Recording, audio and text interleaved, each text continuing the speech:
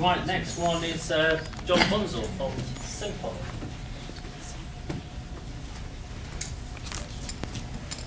The next one for the chop. Good evening, everybody, and thanks very much for coming, and thanks for that splendid introduction, and Philippe for your a lot of very good points, I think, there. Facing an economy in crisis, how on earth do we make sense of it? It seems to me that there are really two key issues going on here. One is that instead of creating money themselves, governments borrow money on the international markets, which sounds like a very strange thing because, you know, in times gone by, the kings and the queens would mint their own money. So why are governments borrowing money on international markets? Nobody seems to ever ask that question. And in fact, probably only about 3% of real money is actually minted anymore. The remaining 97% is created out of thin air by the commercial banks. So that's one problem. And the other, I think, and you're seeing this very much so in the Eurozone crisis, is that markets are now global, but governance is only national. Okay? And so that means that we've got global forces today. We've got corporations, we've got the rich and powerful, the CEOs who can move from one country to another without too much trouble. So whatever, it seems to me, whatever is globally mobile today has an advantage, and whatever is nationally rooted has a disadvantage. Because if you're globally mobile, you can play governments one off against another. If you're going to invest in a factory, you know, you go to Britain and you say, well, what tax breaks are you offering me, Britain? Well, you know, China's offered me a little bit better. You know, and so it goes on. You know, so that you can play one off against another. So I think that's an important point, that we have to realise that today governance is lagging behind economics. Okay? So in a sense we sort of say, well, the economy's in crisis, there's something dreadfully wrong with the economy. I would say actually there's very little wrong with the economy and with markets. Markets are only doing what they normally do when they're not governed. But you can't govern a global economy with only national or even European governance. And that's why the bond markets are running rings around the Eurozone. And, you know, it seems to me really the problem in a way is the way we think. We're still thinking nationally. We still think nation-centrically. Whereas we need to start thinking world-centrically. We need to think on the same scale as the economy itself. So, you know, I think that the only way to understand this crisis properly is actually almost in an evolutionary sense. You know, this time that we're living in now, it's almost a little bit like the Middle Ages just before nation-states came on the scene. You know, there were little middle-aged small states, the Länder of Germany and the counties of England. You know, nation-states were to some degree there, but they didn't really have the same, they didn't have the same identification and power that they have today. Things were much more local and split down into smaller, middle-aged small states.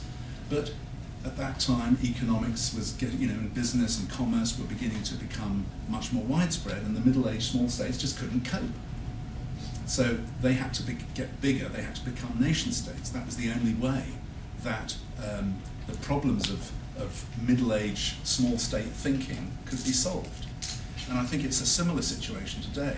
You know, as Einstein said, we won't solve present problems with the same thinking that created them. Well, the thinking that's created the problems we have today is nation-centric thinking. It came with, you know, nation-states from the Enlightenment more or less onwards. But we're not going to solve global problems with nation-centric thinking. So our thinking has to catch up.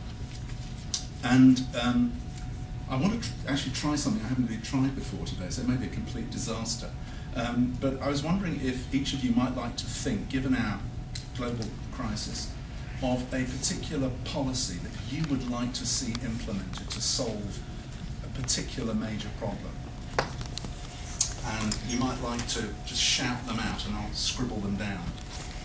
So it might be something like the Tobin tax, or it might be climate change, or it might be, I don't know, it might be clean up London streets, I don't know, whatever it may be. Anybody? Green, well, this kind of covers it all, but Green New Deal. I mean, I'm going to talk about that in a Green bit, New Deal, but okay. get that down. Okay, we have to be a bit more specific about that. Progressive taxation, then. Go on. Okay, progressive taxation. So higher taxes on the rich. Yeah. Yeah. Okay. Which is what we should have, but we don't have yet. Okay.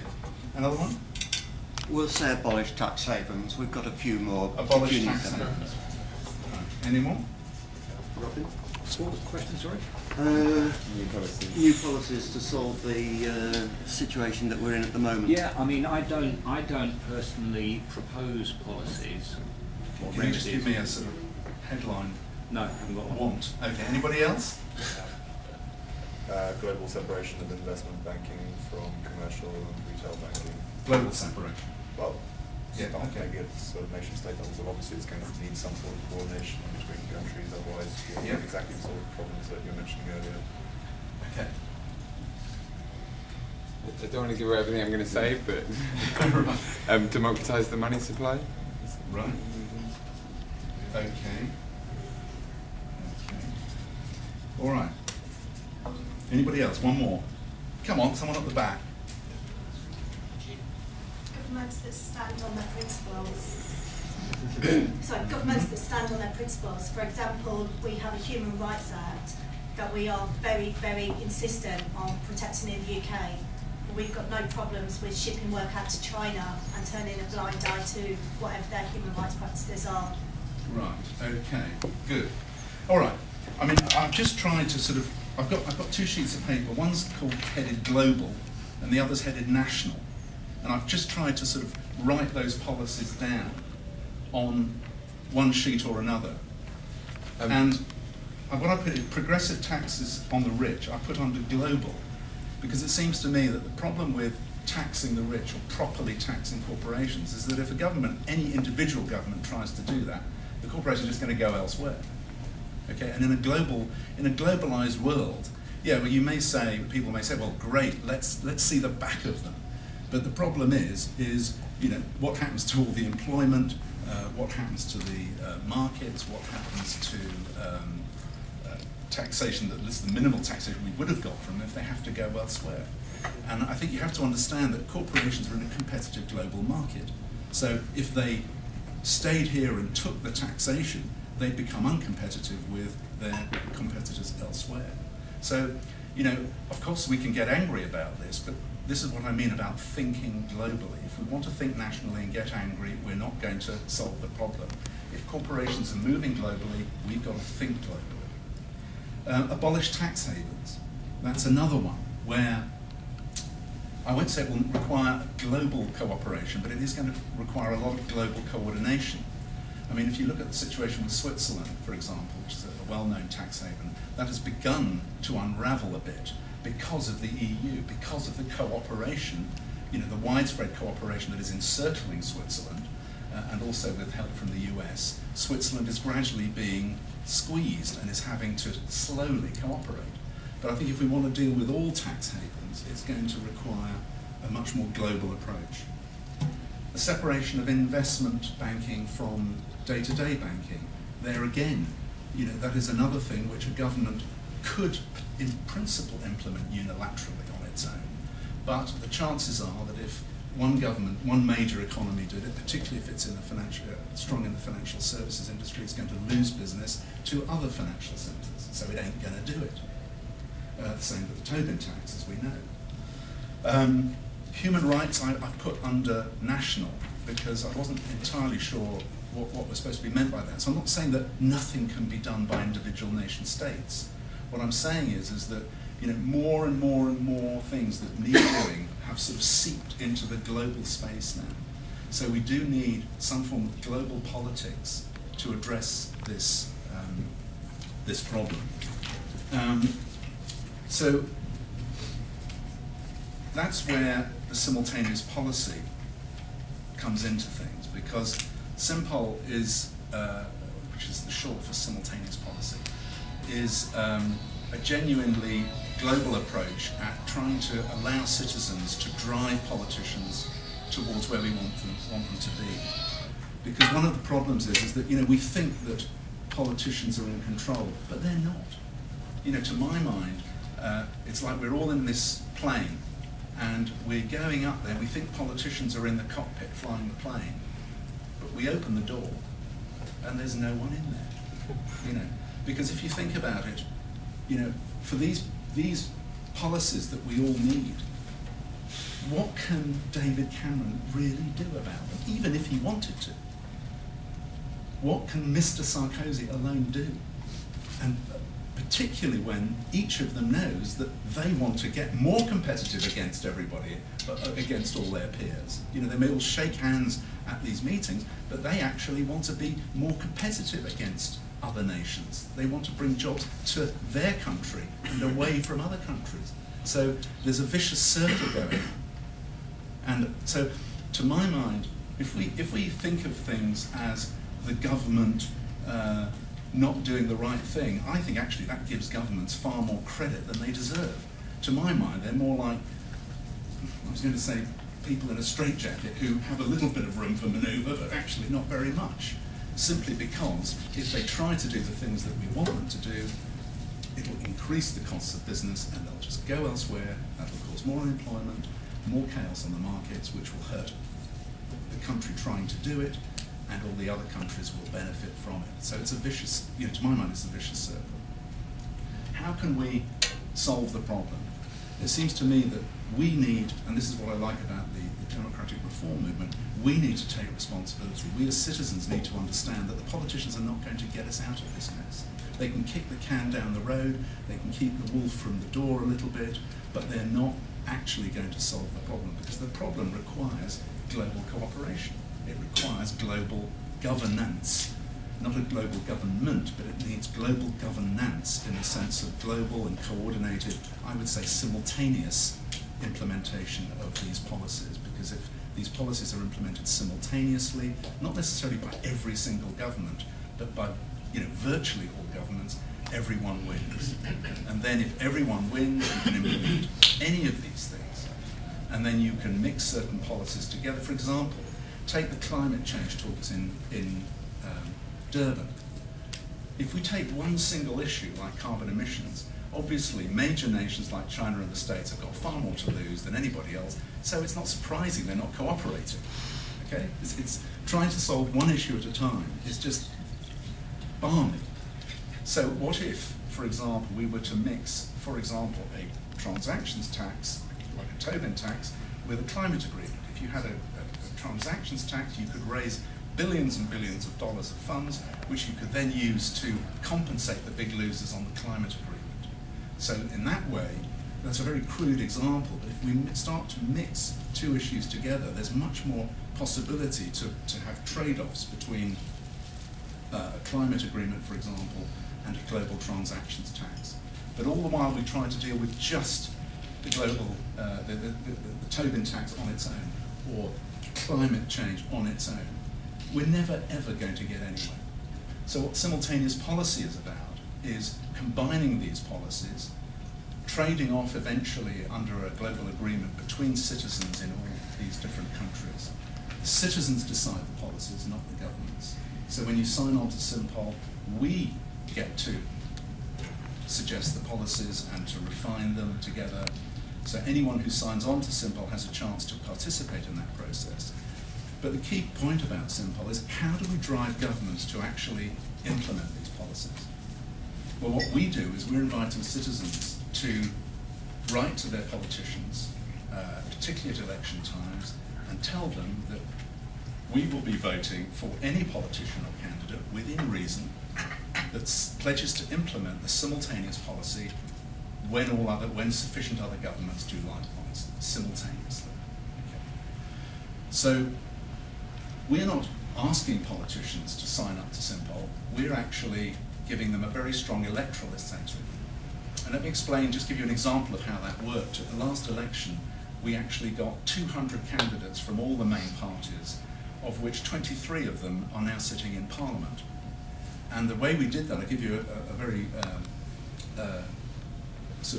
acute example, which was from the constituency of Weston-super-Mare in southwest England. At the last election, the MP won that seat by about just 150 votes. Okay, so it was a very marginal constituency.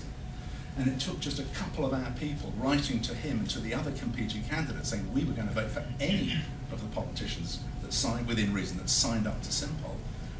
The sitting MP signed up, right? Why?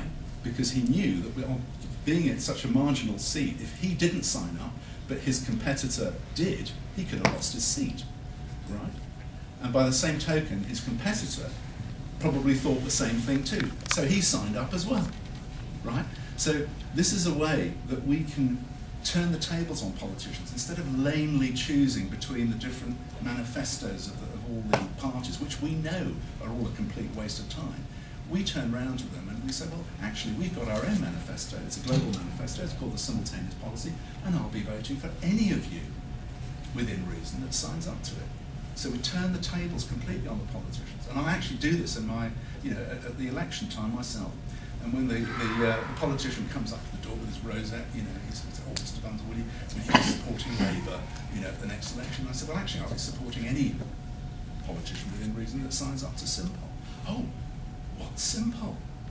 You see? So the energy turns around 180 degrees, puts us in control, okay?